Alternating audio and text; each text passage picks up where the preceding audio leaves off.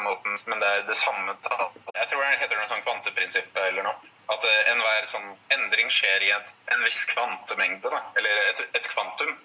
Sånn en viss mengde, da. Og det for brukt det eksempelet 3 kroner eller 2 kroner. Og det noe sånn, hvis, ikke sant, det 100 kroner, så tar det 3 kroner, så fra den bunken så det 3 kroner som forsvinner fra den bunken, og det ikke noe sånn, jeg vet ikke om det har blitt spesielt. Det virker jo egentlig ganske åpenbart da, at det liksom samme mengden som forsvinner som... Ok, vi har gode nyheter her. Nå sier YouTube at vi har svært god tilkobling. Så det jo bra. Hvorfor ikke? Plutselig har vi det, så vi vet ikke hvordan det kan ha seg, men anyway, nå har vi det, så... Det bare å skru av på og til, altså. Så. Men den begynte nå igjen, tro med å lukke det ned, faktisk, akkurat som den gjorde før. Men plutselig så bare... Ja, for du kjører på Ice eller mobilen nå, ikke sant? Ja, det gjør jeg. Altså, da kan det være litt sånn hakk i plata av og til med det nettet, altså. Men altså, den kjører bedre enn... Fordi jeg brukte en lokal wifi. Den lokale wifi-en, det var den vi hadde sist gang, og den ga veldig dårlig resultat. Så jeg tror faktisk den her bedre. Her i Bergen, ja. Så anyway. Ja, du må bare hoppe på det beste, egentlig. Ja, men jeg tror gudene, på en eller annen måte så var det bestemt at la dem få lov nå. De ville bare vi skulle bli mer ydmyke, det var alt. Så vi må gjøre jaget vårt, ikke sant? Så nå skjønner de, ok. La de få lov til å gjøre sitt jag, ikke sant? Så de kan gjøre noe framskritt, stakkars. Ja, det noe sånn, in all respects, everyone follows Krishna's path, you know. So. Ja, det riktig. Det sier Krishna. Jeg tar man prapadente, tamstatøy bhajamyam. Han sier alle følger min vei som heter Vartma. Sarvamam eva Vartmani. Ja. Så ok, så nå kikker vi på tekst 11, 31 og 32. Vi 32 vi starter på, men anyway, bare så vi recapper litt. Så Arjuna han spurte, ikke sant, Oh Lord of Lords, so fierce of form, please tell me who you are. Nå har han akkurat sett den universelle formen. Han helt blæsta, kan du si. Han har virkelig bakoversveis nå, Arjuna. Du vet, Arjuna kan faktisk ha bakoversveis, fordi kshatriyer, de har langt hår, visste du det?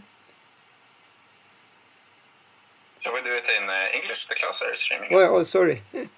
Yeah, so kshatriyas, you know, they can have, you know, men hva heter bakoversveis på engelsk?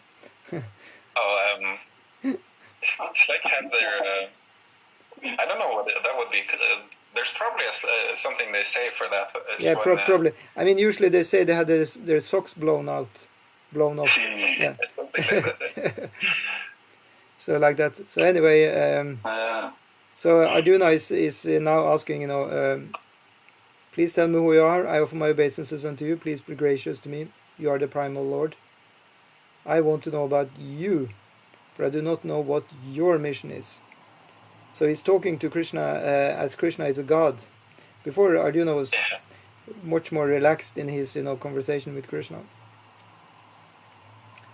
And he's going to regret that also. Now that he knows that Krishna is God, he's going to beg pardon. So he's losing, you know, his mood of friendship, actually. So this whole idea, what is happening now is called the relationship of wonder steps in. So, you know, he thinks Krishna is wonderful. That's called Adbhuta Rasa. And because of that, his original friendship rasa is going to become very weak. But since it's a primary rasa, you know, he is actually Krishna's eternal friend. So that's why this rasa of wonder, when that is over, it goes away again. Again, he's back to where he belongs as a firm friend of Krishna. Is there because also we understand that Bhagavan understanding is higher than Paramatma understanding. So yeah. He's not Arjuna is not able to reciprocate with the Krishna in this Paramatma form, I guess. Exactly. He's like wondering where Krishna is object of, you know, Bhagavan definitely realization. You know, actually, the thing about Bhagavan realization is that, Maya is also there, and making sure that the devotee has actually ignorance. Isn't that amazing? So the devotee should be ignorant of Krishna's Aishwaryas, of his position as the god of all gods and so on. So this ignorance is always going to be there for us, but, well, no, one can actually be completely enlightened like that, but then one can have to have this loving friendship relationship. Then we will just be very much in awe and reverence. When one knows that Krishna is God and like that, it's more distant relationship. So in that way, this is not what we're going through here. This is not really the highest point of the Bhagavad Gita. For the uninformed, this may seem to be the climax of the Bhagavad Gita, but actually it's not. It's really not. So anyway, but we're going through it because this is a great,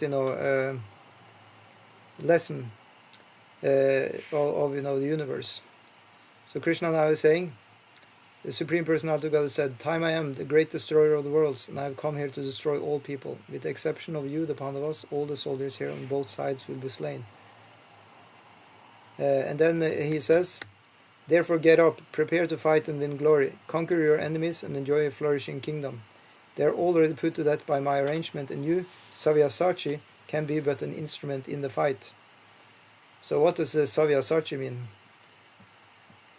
Prabhupada says, Savyasachi refers to one who can shoot arrows very expertly. In the field. What is the field? That must be in the battlefield, right? Yeah. So, thus Arjuna is addressed as an expert warrior, capable of delivering arrows to kill his enemies. And then another important word here, just become an instrument. The Sanskrit for that is nimitta matram. So the point is that the devotee should be an instrument. So you can say God's man. He's an instrument in the hand of God. That's the idea. And then next, Krishna says, Drona, Bhishma, Jayadratha, Karna, and all the great warriors have already been destroyed by me. Therefore kill them and do not be disturbed. Simply fight and you will vanquish your enemies in battle. Yeah, so then Sanjaya, the narrator, is speaking. Sanjaya said to Dhritarashtra, "O king, after hearing these words from the Supreme Personality of Godhead, the trembling Arjuna offered obeisances with folded hands again and again. He fearfully spoke to Lord Krishna in a faltering voice as follows." Okay, what is Arjuna saying? You like to read? You have the text in front of you? Christopher? Who? Oh, yeah, sure. I'm just, we're kind of getting the back view, like back to Sanjaya and Dhritarashtra. Yeah. I don't know, because it's also significant. Krishna is saying, like, this, everyone here will die, Yeah. And I guess Sanjaya is speaking this to Dhritarashtra, and we're just reminded that he's also speaking this. Yeah, that's the point. It's like sometimes you have a movie and then the movie is actually a narration, and then you see the movie Right. and you see like there was this movie Titanic. Have you seen that? And she the lady is narrating, right, to the people some or other, and then you see the whole movie, right? And sometimes they put back to the narration, like a documentary or something. Yeah, so it's like that. Actually, both Bhagavad Gita and Mahabharata is windows inside windows inside windows inside windows. It goes like sometimes it's up to 10 generations. Can you imagine? It's a speaker who speaks to another person, and then he's referring to another conversation between two other people, and in their story, then there is another conversation which is referred to, and another. It's just amazing. Yeah. So anyway, I can read it. Yeah. 36. The Sanskrit also, or you want just the English? Well, it's up to your liking. If you like the Sanskrit, go ahead. Oh, and I like both, but I mean, you're probably on a time schedule, right? Yeah, that's the reason, actually. Arjuna said, "O master of the senses, the world becomes joyful upon hearing your name, and thus everyone becomes attached to you. Although the perfected beings offer you their respectful homage, The demons are afraid, and they flee here and there. All this is rightly done. Yeah, so I have to give you credit for actually saying the word homage correctly. First person I know who is not an English speaker who actually says it correctly. Thank you. Yeah. I think also the H is usually silent. Yeah, that's the point. Oh, okay. It's the same with honor. You don't say honor. Yeah. You don't say homage. You say homage, honor. Yeah. There's many words in English like this. Yeah. Yeah. Okay, let's see what Prabhupada says in the purport. Arjuna, after hearing from Krishna about the outcome of the battle of Kurukshetra. Well, Krishna actually told him, what's going to be. He said, everybody's going to be killed, right? Yeah. So then he became enlightened, and as a great devotee and friend of the Supreme Personality of Godhead, he said that everything done by Krishna is quite fit. Arjuna confirmed that Krishna is the maintainer and object of worship for the devotees and the destroyer of the undesirables. His actions are equally good for all. Arjuna understood herein that when the battle of Kurukshetra was being concluded, in outer space there were present many demigods, siddhas, and the intelligentsia of the higher planets. And they were observing the fight because Krishna was present there. So who are the intelligentsia of the higher planets?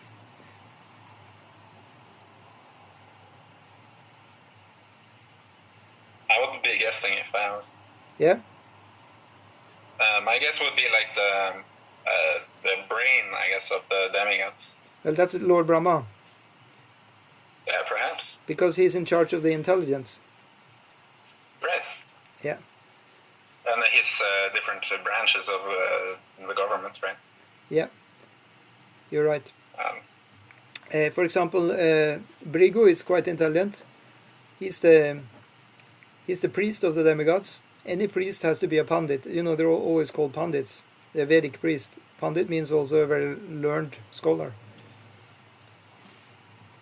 And you have, of course, the guru himself, which is Brihaspati. He's the guru of the demigods, the spiritual master. So he's, of course, the intelligentsia. I think it's just it's a term, like also a different way of saying the intelligent, the group of people that is, particularly intelligent, I guess. Exactly. It means those who actually are behind, making the rules or distributing the rules, such as Manu. Manu, he made the rules for humankind. And you have so many others. Sages, rishis, they come with the scriptures. So in our you can say our compass is related to scriptures. Yeah. So all these intelligentsia people, they will be related to these works, these books of knowledge. Yeah. Okay. So we can read on. Text 37. O Great One, greater even than Brahma, you are the original creator. Why then should they not offer their respectful obeisances unto you? O Limitless One, God of gods, refuge of the universe, you are the invincible source, the cause of all causes, transcendental to this material manifestation. What is the meaning of invincible? It's like cannot win over him. Invincible. Okay, win. I had never thought about that. Well, yeah, it means he cannot be defeated. Yeah. It's a good way to remember the. Otherwise, you could think it was very similar to invisible. I think it's another definition of God, invincible. Yeah. Mm-hmm. That's a nice one. Isn't it? Yeah. Okay, so Prabhupada says, by this offering of obeisances, Arjuna indicates that Krishna is worshipable by everyone. He is all-pervading and he is the soul of every soul. So in that way, why wouldn't you worship the person who is the soul of every soul? You cannot find any better than that. You can say the thing is that Krishna is also the most humble. So he likes to be taking a low-key position. So that's why he doesn't reveal himself. He keeps himself hidden. And that that is the reason why most people in the world they actually don't know about him enough to actually start worshipping him. Yeah. It's like Aksharam was the word you were wondering about, yeah. Yeah, Akshara, yeah, it means, one of the letters in the Vedic alphabet is called Akshara, but it also means imperishable. Yeah. Yeah. It can be Sorry, perished. what does it also mean? Imperishable, it means it cannot be, lessened in any way. It's always full. Yeah, so Arjuna goes on. You are the original personality of Godhead, the oldest, the ultimate sanctuary of this manifested cosmic world. You are the knower of everything, and you are all that is knowable. You are the supreme refuge above the material modes, O limitless form. This whole cosmic manifestation is pervaded by you. Yeah, so he's called Adi Deva. Adi always means first. So he's the first God. So and then Purusha, Puranas. So there is the books are called Puranas, just like the Bhagavad Purana. We also call Srimad Bhagavatam. Purana means also old. Yeah. So in that way, Puranas means history books, talking about what happened before in history. Yeah. So next words. You are air and you are the supreme controller. You are fire, you are water, and you are the moon. You are Brahma, the first living creature, and you are the great grandfather. I therefore offer my respectful obeisances unto you 1,000 times, and again and yet again. So the Lord is addressed here as air, because the air is the most important representation of all the demigods, being all pervasive. Arjuna also addresses Krishna as the great grandfather, because he is the father of Brahma, the first living creature in the universe. So it's interesting because sometimes Brahma himself is called the great grandfather, actually. No, Brahma is called the grandfather. Yeah, so Krishna would be the great grandfather. Yeah. Right. Wow. Yeah. So he's not only I mean, we are related to Brahma. We can call in Norwegian you would say tip oldefar. Yeah. So tip. I will not stop. They will be so long far back, oldefar, right? So many tips. Isn't that how you say? If somebody is for each generation, you say tip, right?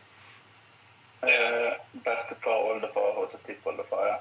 Yeah. So this is this eventyr. It's Askeladden. Yeah. When he comes to you find the older, right? And then the last one is just lying in the basket.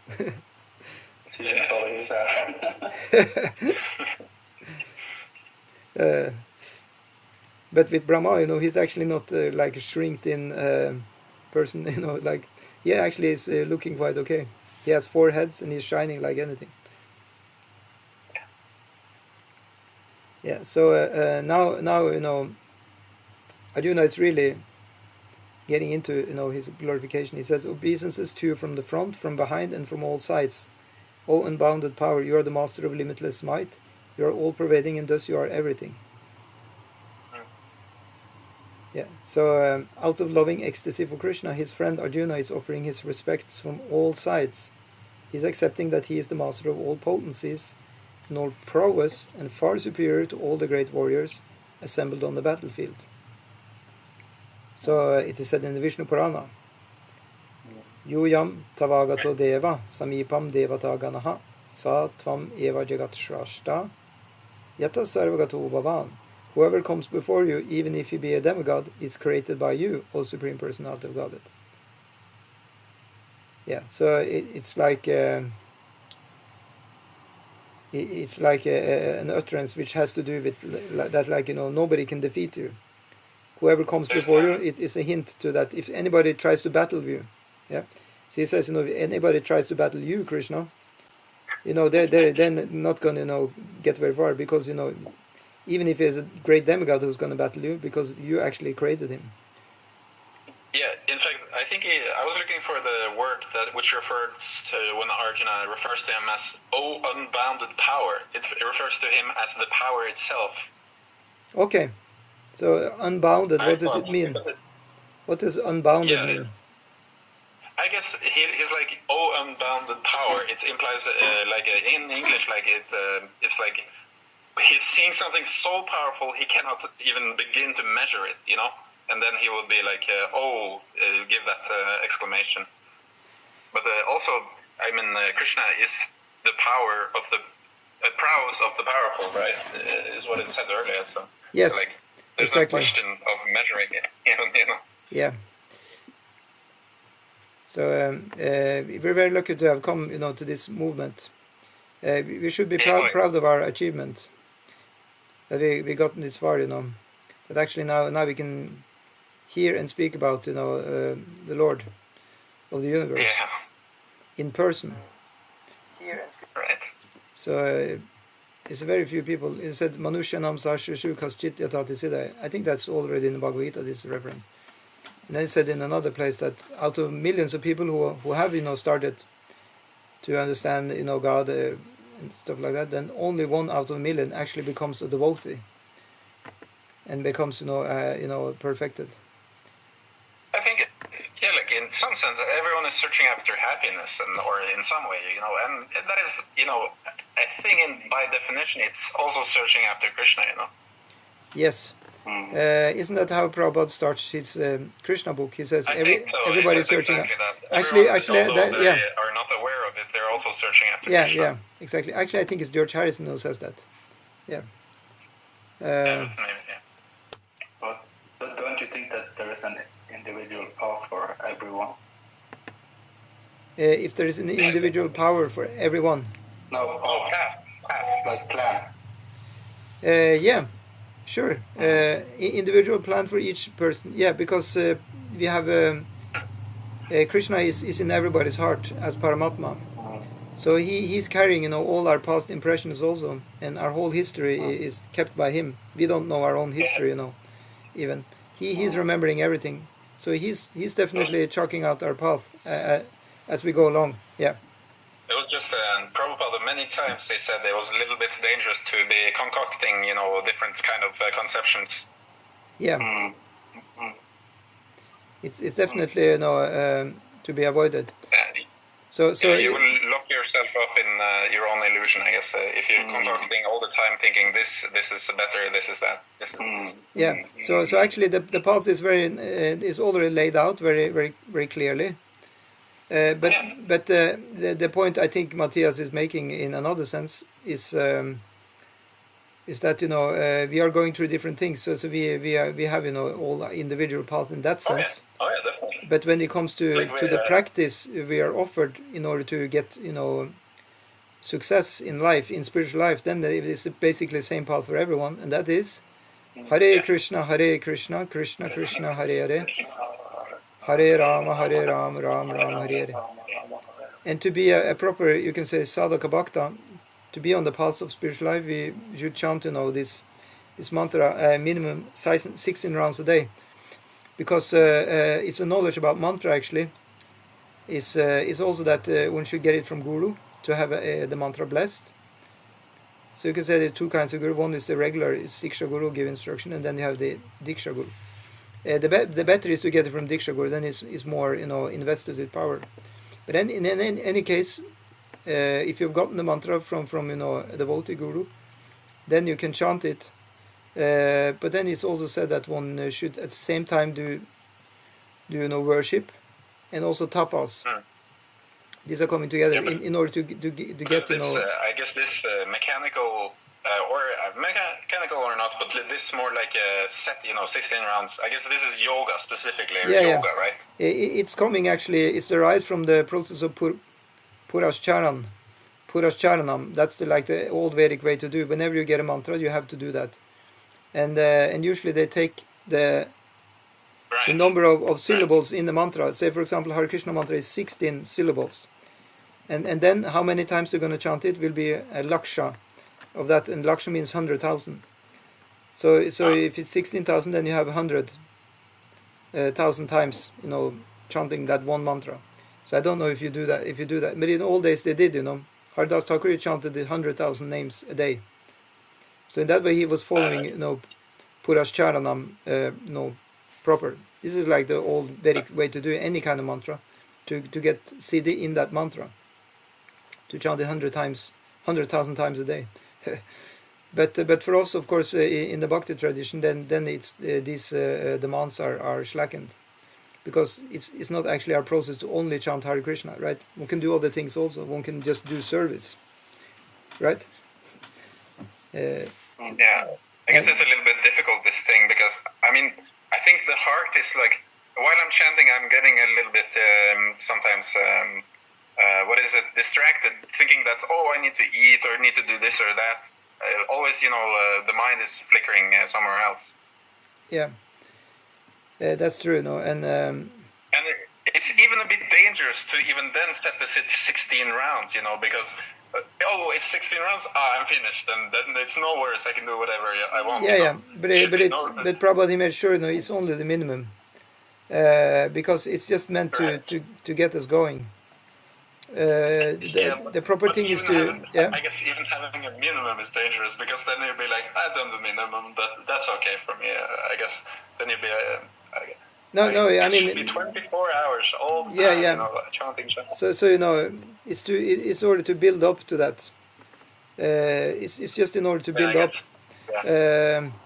Because we need that initial purification. Didn't I say it the other day that the Hare Krishna mantra is full of Hare? Half of the mantra is just Hare Hare. And that's just for taking away all the stuff that's blocking us. That was actually a very funny thing. I thought, we were so lucky to come into this Krishna consciousness movement, because we somehow or other we pronounced Hurrah wrong a few times and pronounced it Hare or something, and then we got some mercy of Hare. Yeah, it's mentioned in some of the books about chanting that even if people say it like a combination of two words, the example there is given, haram. That's like a Arabic way of saying. They say it when they're sorry or something. That's actually so funny. Yeah, and if they say haram, they're chanting the name of Ram. Yeah, even almost Hari also, or Hare. It's very close actually to all very auspicious things. Yeah, so in that way, maybe you can build up. After a few lives, you have enough punya to start chanting Hare Krishna. Maybe. That's really funny. But it's actually just funny, because the real deal is actually to chant it and mean it. It's obvious. Yeah, I guess it's true, but you can get lucky also. Like suddenly, some personality, notice you, hears you, almost chant. Like we were on the train, we're sure we heard someone chant Hare Krishna, right? Yeah. And it's like that. That can happen. Yeah, but that means that means they may have it from from some they catched it from somewhere else, or in any kind. It's very auspicious in any way. I mean, definitely. Some or other, if you hear the mantra, you are lucky. I feel like I hear it every now and then, someone saying Krishna or something here and there. Isn't it? It's because you are in trance then. So you kind of you feel even that people are speaking about something like that, but actually they may not. But because you are thinking about it all the time, then that becomes your that's called samadhi. Actually, that's what we want to be. In the samadhi, one sees Krishna everywhere, or one sees things connected with Krishna.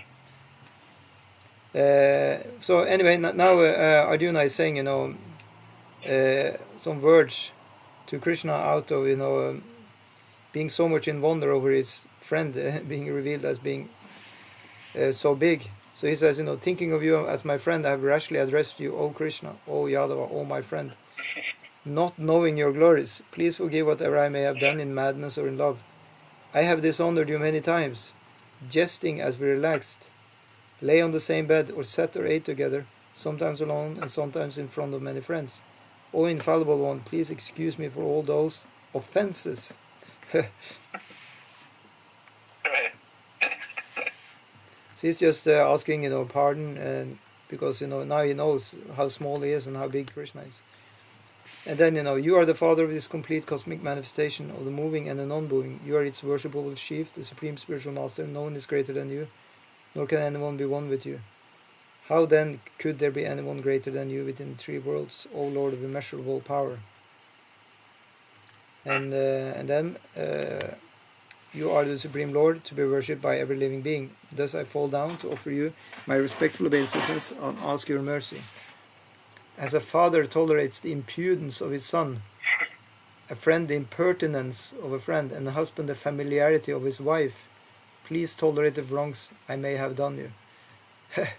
So Arjuna is completely now losing his friendship mood, because friends are actually not talking like that.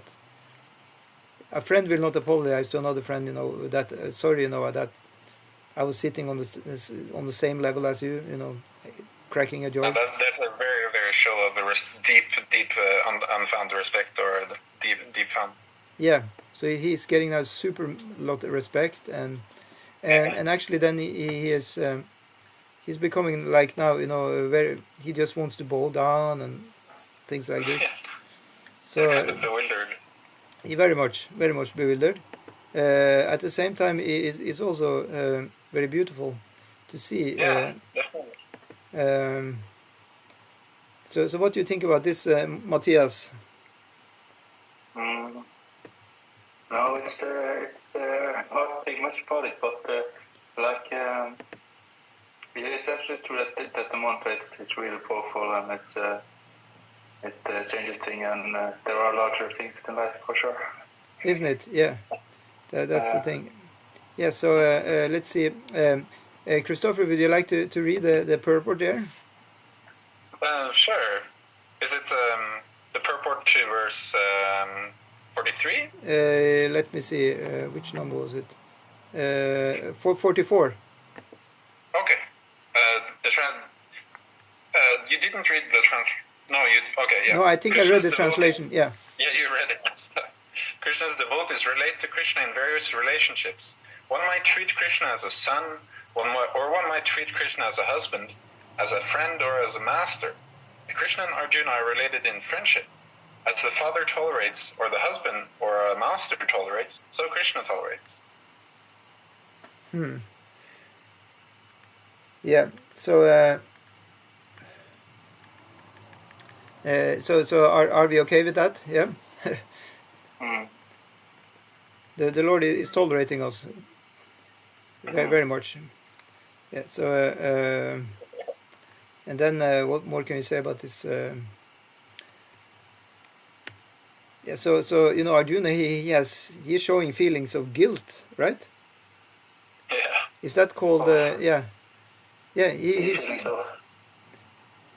Yeah, he feels that he feels that he has insulted him or something, right? Yeah. But all this, to treat Krishna on the same level as a friend is actually accepted in bhakti. That's the amazing thing. Actually, Krishna he prefers that than to be treated as a great king. So, but still Arjuna feels bad, guilty, and then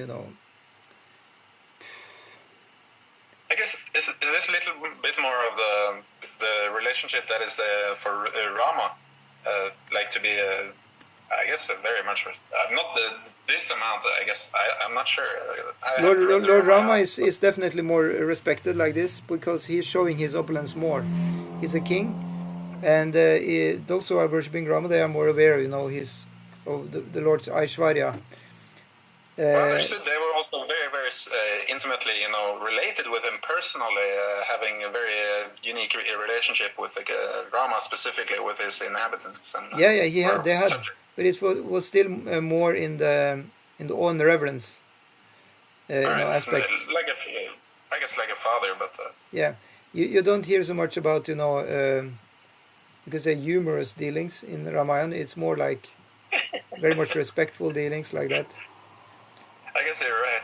I thought there's some subtle humor also here. Yeah, of course they are. They are definitely, especially when you talk about the monkeys and they meet these different kind of strange beings. Yeah. It is actually very comical, the whole thing. Yeah, in one sense, and in another sense, you can say it's also serious, but it's made in that way actually to appeal to family people, children and like that. Yeah. That's why the Ramayana is very much for that. Yeah. So So you see, children today, they're exposed to, you can say, another culture very much. But if they're very exposed to, you can say, the Ramayana and things like this, they will probably be more pious, I guess. I guess it's almost like strange if I see the culture of for example, the Norwegian culture going to India. You will see like people bowing down so much and being very, very respectful and very hospitable. But in Norway, it's like you don't even look at that person on the street, right? No, yeah. So in that way, this respect is definitely higher in Asia and not only India, but every Asian countries. Really? You think every Asian? They're more respectful, yeah. Like they see God in the heart. That's the thing from Asia, to see that God is in your heart. Maybe, but I don't think Asia is so uniform. I think it's very much a variety in Asia. Yeah, of course. Now I'm just trying to paint the best picture possible. Yeah, I guess. But I mean, we pretty much concern ourselves with the roots in our discussions here. Like the original culture, how it was and how it should be. Yeah. So in that way, we can just draw all the best things from Asia in this way. I mean, similar we could do in another time. We will definitely do that, Matthias. Another time we will talk about, you can say our own culture here, which is in our bloodline, and that's the Viking culture. How that actually was, could actually also be a spiritual inspiration. Yeah. So. You said, I guess there were. I heard somewhere. Not to take too much time, but it was like munis or saints who were like doing austerities went to north, right? Yeah, they did. Because according to the Vedas, the north is the place of austerities. The northern direction. That is where people are scoring high in doing tapasya.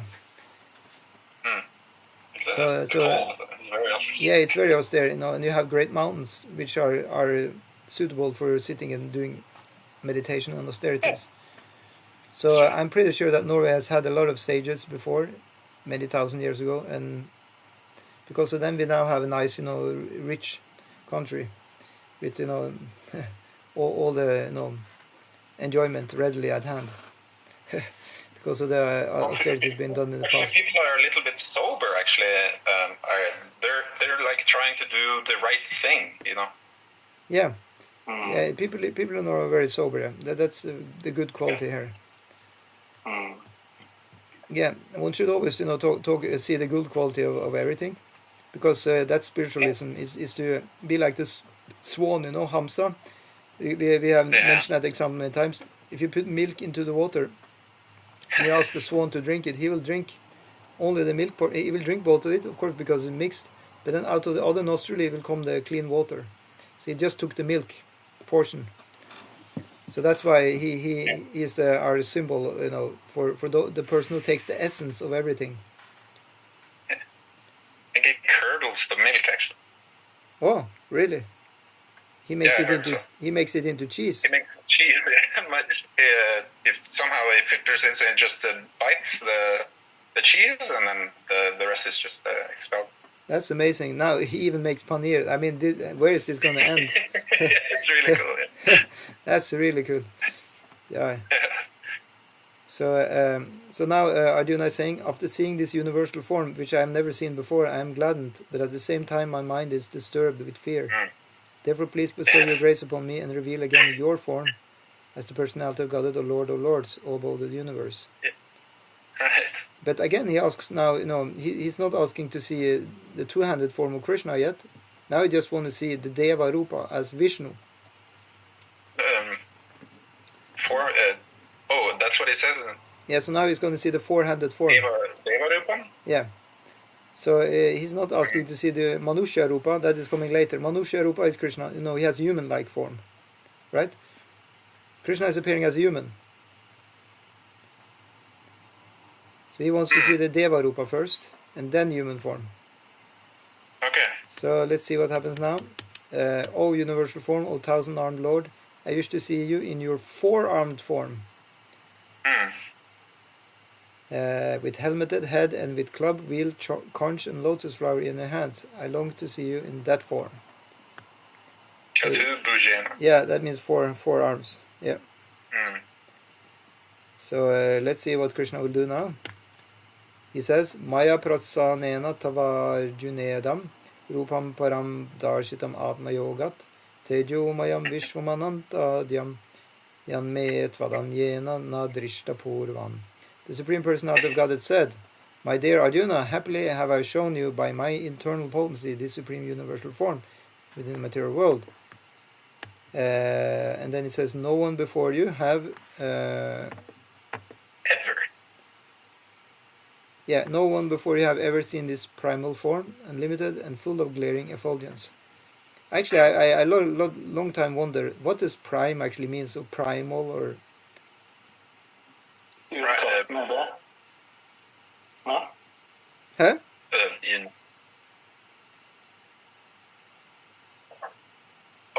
Primal is like well, I think it has there's prime number, right? Which means it cannot be divided any further. Okay. And it's like a building block number. Okay. So prime like a means... Lego that you can't break a Lego further once you have the final piece, right? Okay. But once you build them, then it's no longer primal, right? Then it's like a combination of different. Yeah. So that way, primal means something like original. Yeah.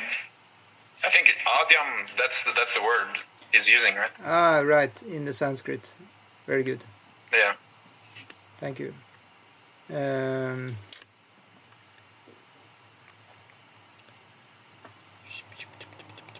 Let's see. So yeah, now yeah, adyam. Yeah, that's the word used.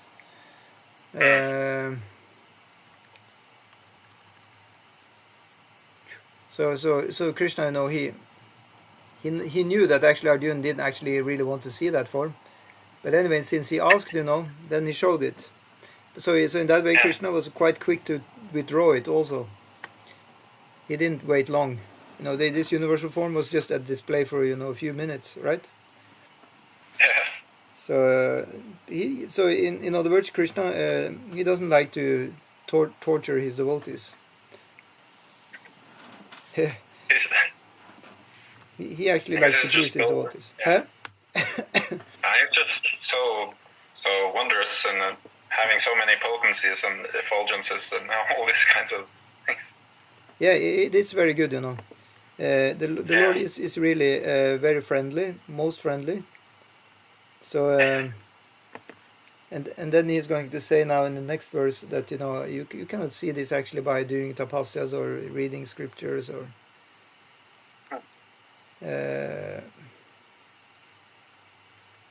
so Krishna is saying, you know, bhakti is the most important thing of all these sadhanas. The one thing, just do bhakti, and then, you know. Nor by charity, nor by pious activities, and even nor by civil. Yeah, and even by swadhyaya, which is actually really important. Okay, sorry, I go to the next verse here on the YouTube also. So that's 48. Naveda yagya dhyaya nair nadanair nacha kriyabir natapo birugrair evam rupas shakya ham niloke drashtum tvadanyena kuru pravira. Yeah, O best of the Kuru warriors, no one before you have ever seen this universal form of mine, for neither by studying the Vedas, nor by performing sacrifices, nor by charity, nor by pious activities, nor by severe penances, can I be seen in this form in the material world. Yeah. So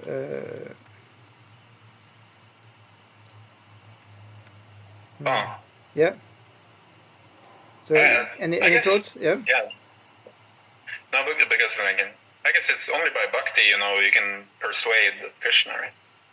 Yes. So Krishna is highlighting bhakti. That doesn't mean that the others are not important. They are definitely important. He doesn't even reveal bhakti here in this verse. Yeah. It's just that these other things are inferior to bhakti, but it doesn't mean that they are not important. You can see the difference. Actually, other places, you know, Krishna is saying we should do these things. You know, they are good. But when you are looking at them in comparison to bhakti, bhakti reigns supreme. Actually, he even separates them. All these activities he separates into the three modes, right? Yeah, he does that in the Gita. Yeah. Yeah. So. And I guess there is also the bhakti element, which is all these activities. It's just done for the sake of Krishna. Yeah. So in other words, because there is a saying in the scriptures, there is a Sanskrit saying which says that when something is criticized, which is actually you could say good, then the meaning is not actually the purport. Is actually not to criticize that thing. The meaning it's criticized is just to highlight something else. Understand? Right. So this is a very important point. Yeah, and it's not always so well caught on or understood always in social connections. Exactly, and that's always a problem, really. Especially on debates and stuff. See, there's so much misunderstanding, but because they're like, compared to this is maybe not the greatest solution, and then there'll be like some argument because they take a great offense or something. But. Yeah. So like that. Yeah. Yeah. So what can we say? So.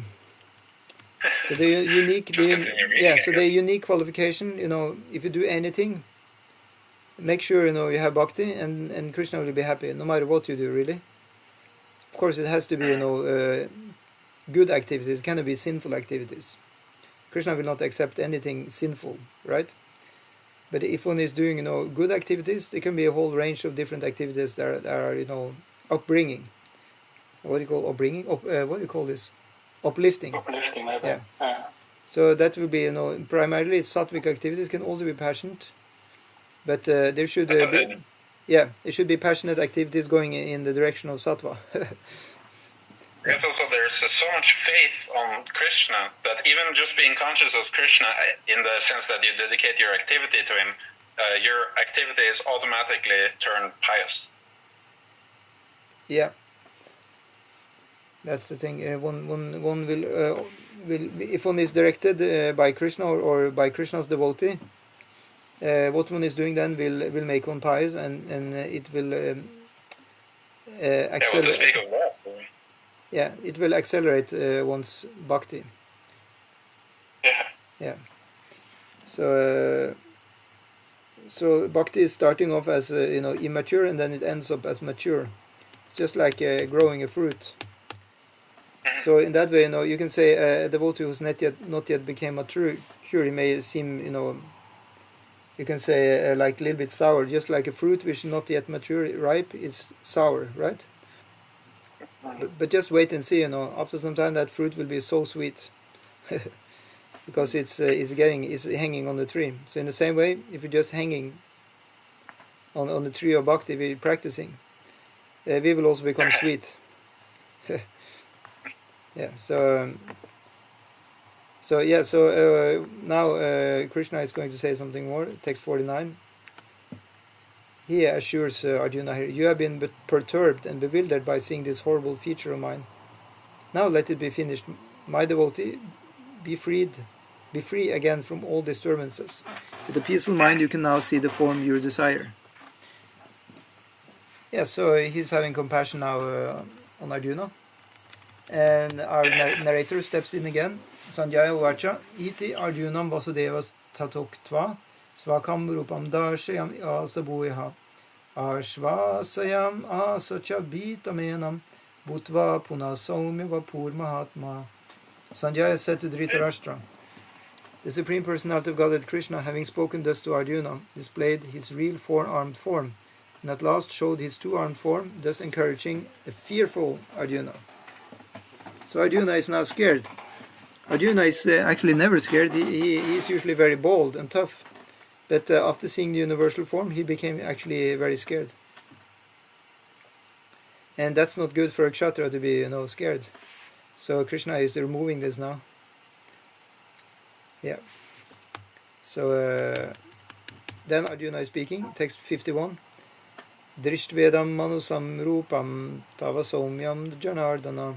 Idanim asmi samvrita sacheta prakritim gata When Arjuna thus saw Krishna in his original form, he said, "O Janardhan, seeing this human-like form, so very beautiful, I am now composed in mind, and I am restored to my original nature." Yeah. It's a very important verse, I think, because it shows, the glories of Krishna consciousness specifically. Why it's enough to be Krishna conscious.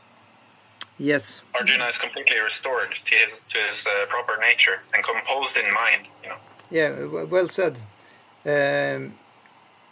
If you want to be happy and peaceful, don't have a display of the universal form on your screen. Just have Krishna, peaceful Krishna playing the flute. It can be actually, life can be very much more simple by this. Yeah. Or even the holy vibration, Krishna. Hare Krishna. Yeah. So you could say Arjuna, he snapped back, to his. Is that the expression? Yeah. That he snapped. He was now back on track. Yeah. Yeah.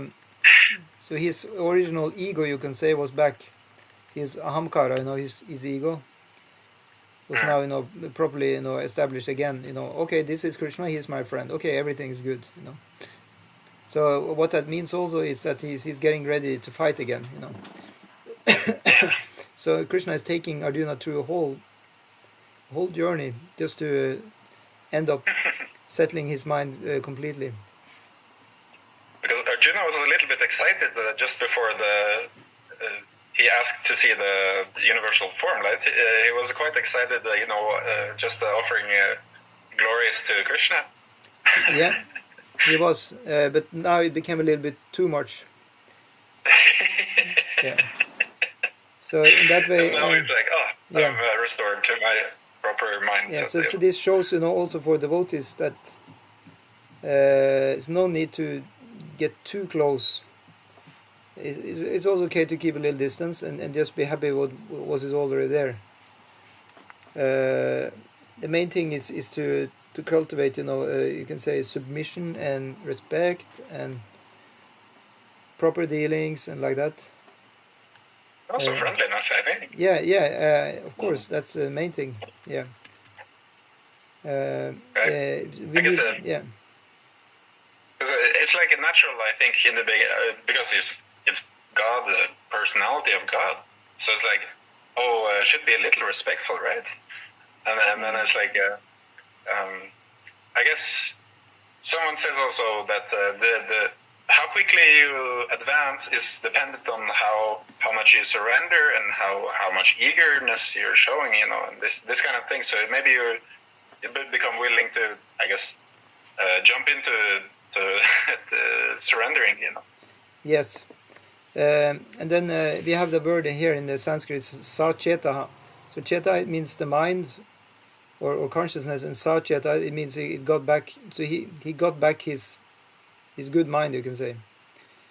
He was again, getting his head in order. Yeah. So he has come back to his normal state of mind, you can say. Was it like this? Idanim asmi samvritaha sacheta prakritim gata. Now I have my original state of mind back. I'm now composed in mind. Yeah. So he's now restored in his original. So that means he's aham mameti. You can say this is me and this is mine. So it's like I am Arjuna. That's his identity. Yeah? And this chariot, this bow and arrow, that's my stuff. I'm going to fight with that. Yeah. So now he's composed. You sometimes you hear about people who get a knock in the head, and then they forgot everything. Yeah. They get they forget who they are. They forget where they belong. What is their job. But it's very important. They can speak, Yeah, some of it's just a part of the brain. It doesn't work. Yeah. So that's the thing. So in that way, it's explained, that we are here. And some or other we've forgotten, where we actually belong. We belong with Krishna. And we have a specific seva with Krishna, and that is kind of completely lost. But by listening, sometimes you have these examples, and then people who have got like a brain concussion or something, they can train up their brain again, right? by expert people, they can help them, and then gradually they get back, their original memory and abilities by therapy, So in the same way, this is like our spiritual therapy to actually, get, our original, consciousness back how it's supposed to be. Yeah. Okay, so text 52. Would you like to read, Christopher, Prabhu? Of course. The Supreme Personality of Godhead said, "My dear Arjuna, this form of mine you are now seeing is very difficult to behold. Even the demigods are ever seeking the opportunity to see this form, which is so dear." Yeah. Yeah, it's very difficult to see. It's sudurdarsham. Yeah. Dur, it means difficulty, and then darshana means to see, and then you have sudur. It means very, very difficult. Yeah. And then of course comes the question, why? Why is it difficult? Why is it extremely difficult to see? And Krishna says, even the gods, they are eagerly, craving. Darshana kankshina. Kankshina means, to hanker. Kanksha. So even they, they are hankering after seeing it. So it's rarely available for gods to see, what to speak about ordinary human beings. So in that way, it's a very, great thing to be able to see universal form. And he is not, giving to them, even though they are eager to see it. He's not giving them the darshan, right, of his universal form. But he's giving it to Arjuna. Why? Because he is his friend. Correct. He's his devotee. Yeah. So he has chosen Arjuna specifically to see it. So he's just reminding Arjuna of how privileged and lucky he is. And then you'd like to read the next verse also. Yeah. The form you are seeing with your transcendental eyes cannot be understood simply by studying the Vedas, nor by undergoing serious penance, nor by charity, nor by worship. It is not by these means that one can see me as I am. Yeah, another very important verse. So na aham means me. So na means not. So no. So vedai. So when it's like he, in the end, it means this instrumental case. Yeah. So that means by the Vedas. Yeah. And then tapasa, or by the tapas, by dana, by giving in charity, or ijjaya, it means worship. Yeah. So how can you see him? Well, he doesn't say yet, but he says by this means you cannot. Yeah.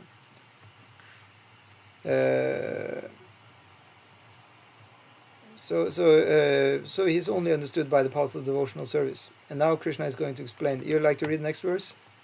This is one of the famous verses of the chapter.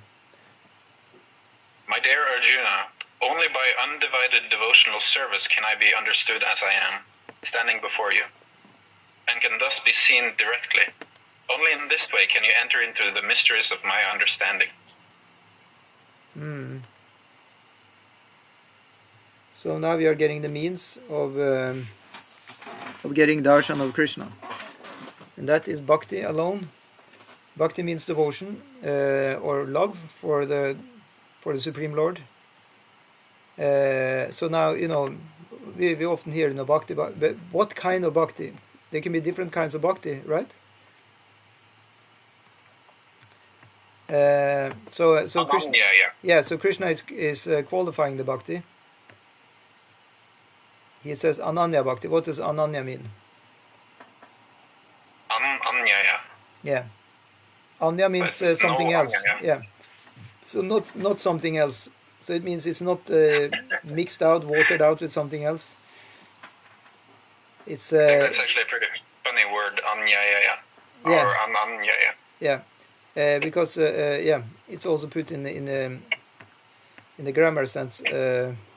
It means so it becomes longer. You can say otherwise the word is just anya. But it's anya and then anyaya. It because what is because of the case of the word. Let's see. Yeah, it's Ananya Bhakti. Okay. That's what it's called, Ananya Bhakti. So by, so then it's instrumental again, by undivided devotion. Yeah, that's the meaning of Ananyaya. Yeah, so that it's used as an instrument. By this instrument of undivided devotion, then Bhakti Aham Shakya Drashtum, I can be seen by this type of bhakti. Yeah. Evam Vida in this form. Yeah. Gyatum cha Gyatum Drashtuvin Chatatvena. Yeah. So in that way, you can have the knowledge, jnana, and then also drashtu, you can see. Yeah. You can have and then you also pravisha, praveshtum. So in that way you can enter also. You can enter into my understanding. Isn't that what it says? Yeah. Enter into the mysteries of my understanding. And then he's also calling Arjuna for parantapa. What does it say in the word for parantapa? Because I don't have the word for word here, and I don't have a Gita. Of the enemy. Yeah. So tapa, it means it means austerities, but it also means to subdue somebody. Yeah, it can also mean that. Yeah. So Prabhupada. Huh? Could you repeat?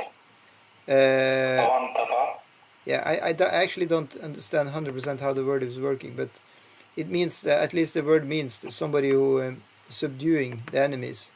Yeah, I think it's called para. Means like the. I guess he's like a favored, right? Param, Papa. Yeah, it can mean that. Yeah, he's the greatest. Who give heavy stuff to others. Yeah. Who subdues others. Yeah, because tapa is used for subduing our senses. Yeah, so maybe it's something like that. Probably. Right. Yeah, and then what more is there to say about? Yeah, you can read it from the purport, of course. You're right. Yeah. Shall I read? Yeah, please.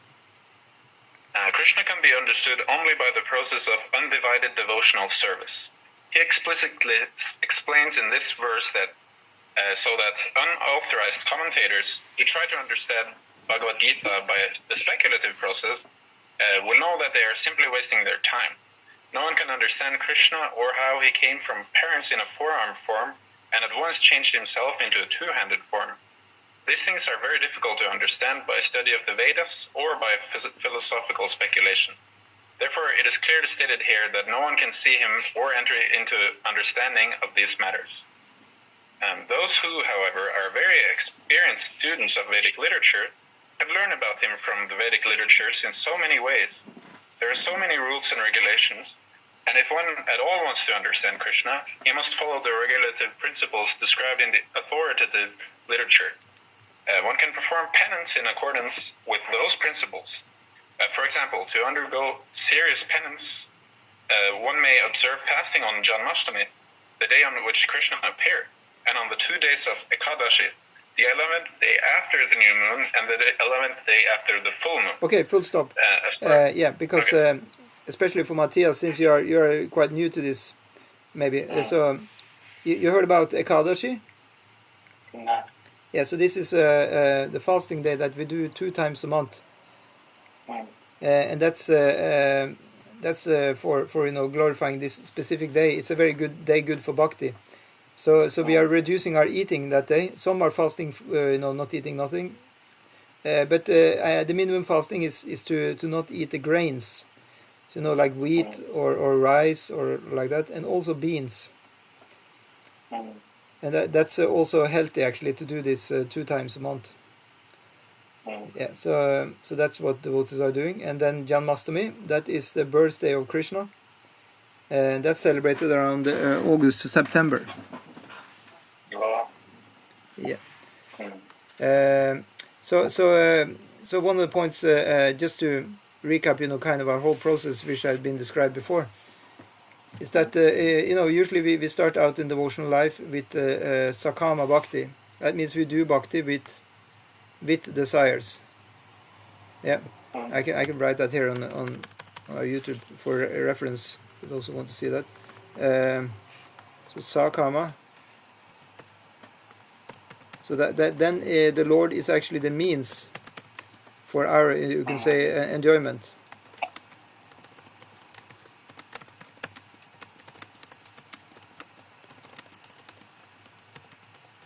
Yeah. Before that, you can say no bhakti at all. Then then it's just enjoyment without any Lord, right? So that's before we actually get to the devotional or spiritual path. But now we're starting with Sakama Bhakti. We are enjoying, but now the Lord, we offer it to the Lord before we enjoy. For example, before we eat, we offer the food to the Lord and then we enjoy. Or we pray to the Lord, please help me so I can get this or that. In that way, we feel the Lord is helping us in our life. But it's actually not the goal to have Krishna, but it's the goal to just have a good life, right? But after some time, this is reversed actually, and that means Nishkama Bhakti.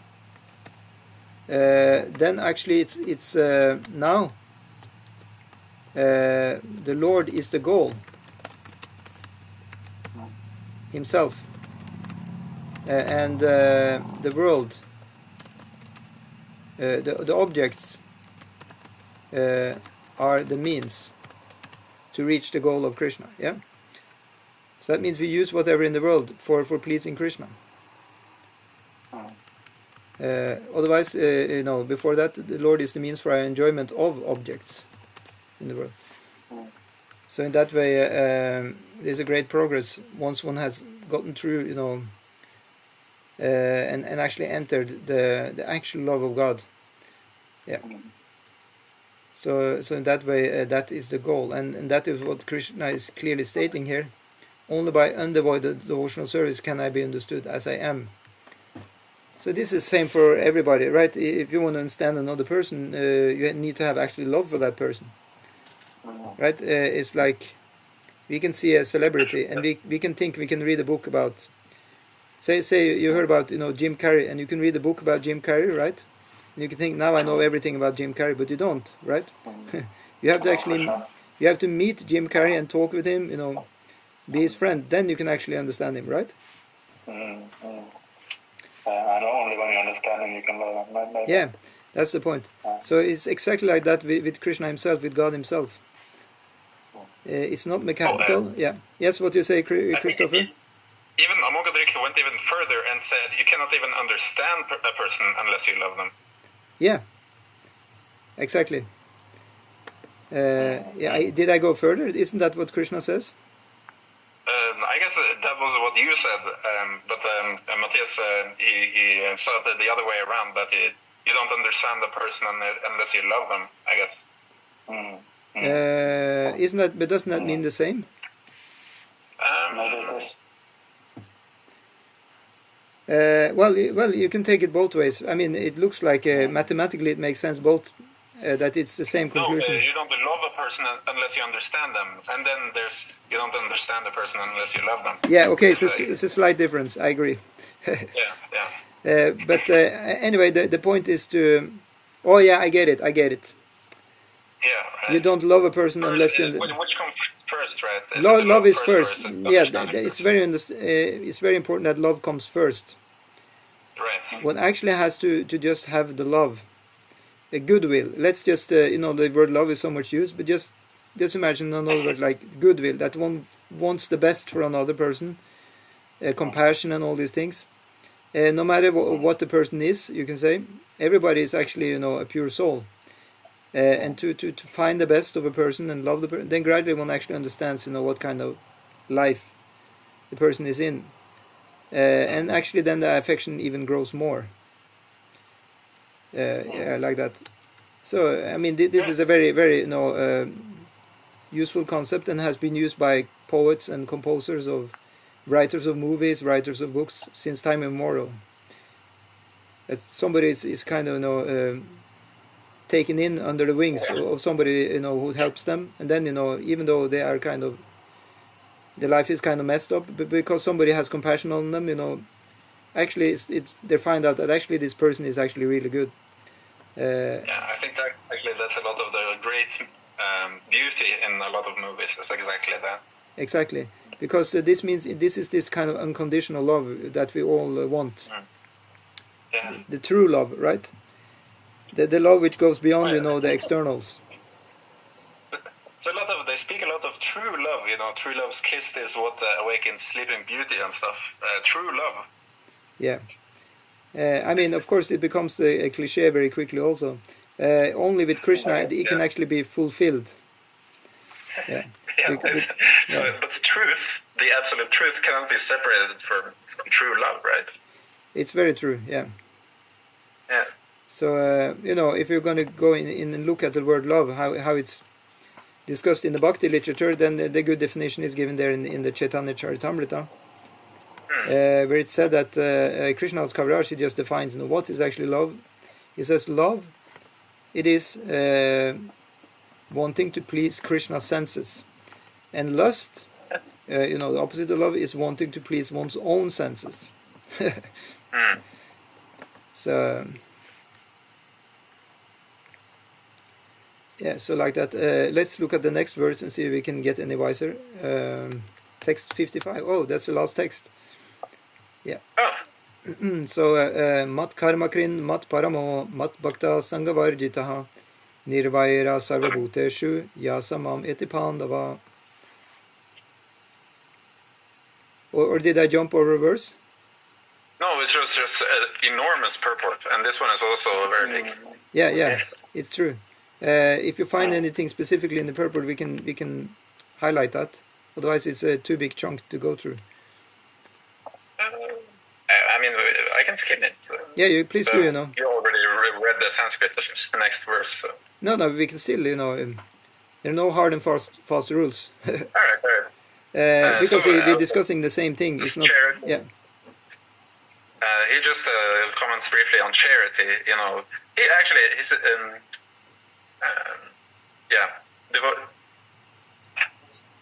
Yeah, what does he say about charity in the previous purport? No, he's. I guess it's.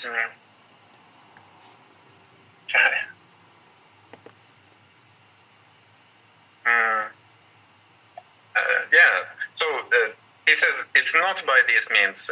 Krishna just said all this charity, worship, penance, not by these means. He says. Yes. But the next verse, Prabhupada says how to use all these processes to actually attain that the very goal. Okay. So what does it say?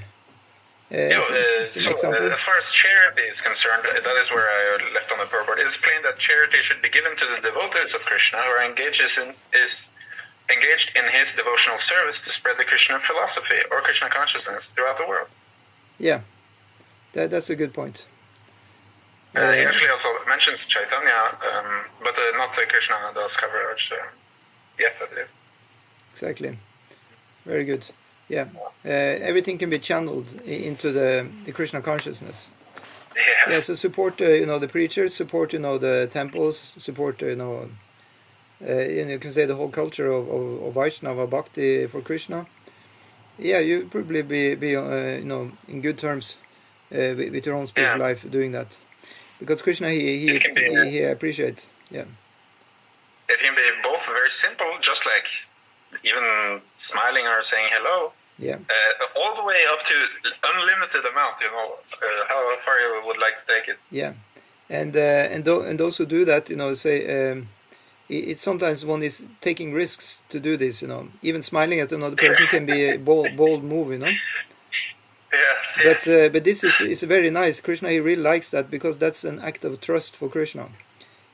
But just imagine how afraid one is to be hurt, emotionally. That you will not smile even at that person or something. Yeah, so because of fear of rejection, I guess. That's the point, because fear of rejection is very great. And so in another sense, to give just a bunch of money is much more easy, because in that way they will accept the money, right? But actually the exchange, But actually underneath there is a lot of affection already for this person. So, but if the one part, say that the Bhagavan is like seeking your personal affection, and then you think maybe you need to verify something or to achieve some goal before you can actually approach. That may be true, actually, a cleansing of the heart and stuff. But Yeah, it's anyway, you know, it's hard work to actually work with spiritual life. It's not so much external. The real hard work Needs to be a little bit, with our mind and heart. yeah, definitely. Cleaning. So you know, I told this story before, right, of the yogi who's sitting up in Himalayas, and there comes a visitor, and he comes from the west, you know, so he's just some or other he got up there. He was interested in what the yogis are doing, and then he's saying to this yogi who sits there very peacefully. He doesn't have much, so he says, you know, how come you're just sitting there, you know? Are you actually working at all? And then the person said, yeah, I'm working very hard. Okay, what are you working with? And then he says, you know, I'm training up these animals. I'm training up, you know, two eagles, one snake, you know, he's training all these animals. And then the explanation is that all these animals are representing, you know, different things.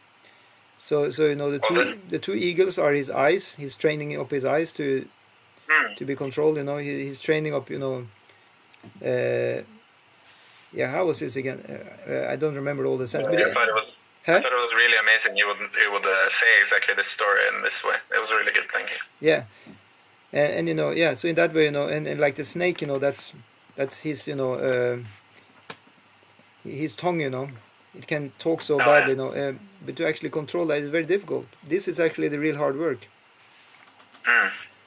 And other people, they can go on making money and having skills and everything, but you know, this is actual work to train up, you know, self-control and do the right thing. All their work is just different fields of activities, you know. One is after a little bit mystical powers, one is after maybe some more popular thing. Yes, you're right. Societal. Yeah, thanks for balancing, because actually we were talking about Arjuna, and he was definitely not a sage sitting up in Himalayas. So in that way he was engaged with his senses, with his karmendriyas. So in one sense you can take that to be karma yoga. Of course he's on a high level because he's already a friend of Krishna. Actually, yeah, I think even you have corrected yourself previously and said that in the previous life there was something like the story of Arjuna and Krishna were doing very severe austerities in the Himalayas. Exactly. They are Narayana Rishi. Yeah, they were Narayana Rishi. Yeah, so they did enough tapas already. That's a good point. They already did all the different austerities. Yeah. So yeah. Also, you know, it's like always Prabhupada is saying something like this, that automatically the senses are controlled if you're engaging them in the service of, you know, tasting prashadam or cooking for Krishna or something like that. They're automatically controlled. Yeah, the senses will automatically be controlled when you do service for Krishna. That's the point. So bhakti is not. Yes, and bhakti is not a particular sadhana actually. It's the entire range of sadhanas. You know, whatever specific process you have. If you have bhakti, then you can do that. Yeah. It's actually very sublime. Yeah. So so you can have, you know, you can say you have basically, you know, this that one type of sadhana, and then one is working. You know, with the senses, it's kind of karma yoga, you know, in the bhakti. Karma yoga coated with bhakti, that's one kind of, you know, lifestyle, and then the other one is jnana yoga. That's more the renounced kind of person who cultivating, you know, wisdom and sense control. So if you look at our system of civilization, you have four you know ashramas. And 3 of them are actually for jnana yoga, or you can say a renounced life. And that's brahmachari, vanaprastha, and sannyas. And one of them is for, you know, karma yoga, or, you know, life where you're involving your senses very much. And Arjuna is representing, you know, the grihastha ashram for, you know, meant for karma yoga, basically. Yeah.